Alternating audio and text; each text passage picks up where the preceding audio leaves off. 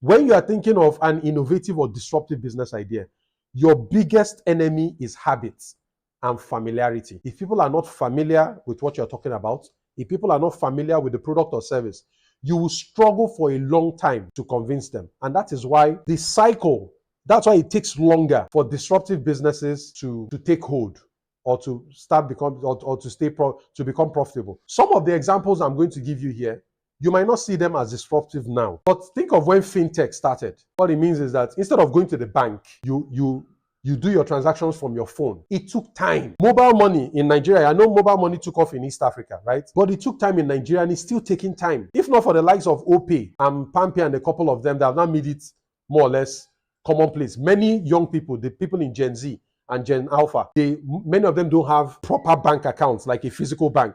But many of them bank through their phones. That's because it's becoming mainstream now. But in the beginning, it was tough. In fact, it's still tough. There are many people in our parents' age who will not bank online. They are still skeptical and they are doubtful of it. They still do business with their checkbooks and they go to the bank because they don't trust the whole online thing. So that is the price you have to pay when you are starting a business that is innovative and disruptive. In fact, the more innovative, the more disruptive your business idea is, the more likely it is that you will have to go through hoops and struggle to convince the market before they adopt what you're selling. Up till now, we're still facing the disruption of crypto and blockchain. Blockchain is a fantastic technology that can dramatically solve many problems that we have in our society today. But it's now more than a decade. Blockchain has not taken off.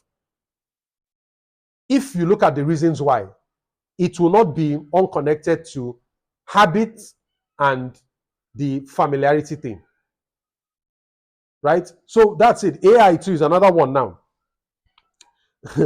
Right now, as I speak to you, we're in the middle of the AI revolution. ChatGPT, DALL-E, many of them have come out, many of all these AI solutions. And now you're not hearing conversations like, are we going to trust AI to drive our cars? Are we going to trust them to make certain decisions? Are we going to, all these questions that are coming up, these are signs of resistance to a disruptive idea. So if you are in a conservative market, particularly like in many African markets and all that, you need to be careful. I'm not saying don't be innovative or disruptive. I just want you to know what you're going to be up against. Like I always say, there's a difference between punching a person who is expecting a punch. I know you are going to punch me, so I'm expecting your punch. I'm going to brace myself. I will prepare my body to take that punch. You cannot compare that to a situation where I don't know that a punch is coming. In fact, I am not even sensing that you plan to punch me. My body is not prepared for the punch. I'm not mentally prepared for the punch. And you punch me. Which of the two punches do you think are going to be more devastating? If you punch me when I'm unprepared, I'm more at risk. But if you punch me when I'm prepared, then I can limit the damage. That's exactly what I'm trying to do with this course. I'm not saying you should not be innovative. I'm not saying you should not be disruptive. But you need to know what you're going to be up against. Disruptive ideas face resistance. If I want to start a laundry, I don't need to explain to too many people. Many people know what a laundry is. In this day and age, a laundry business is mainstream. Many people know what a laundry business. If I say I'm going to start a supermarket, or I'm going to start a business that sells gadgets like laptops and phones, anybody I talk to understands what I'm saying. But if I come to you and I tell you that I'm going to change how you run your business and we're going to introduce blockchain and make sure, it's going to take quite some time.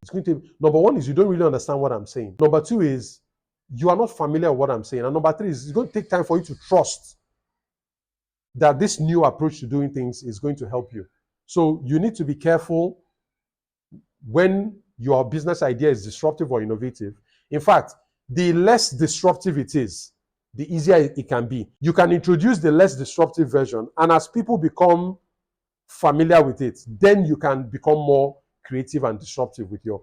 But by just saying this thing is going to be disruptive, you're actually signaling fear to people.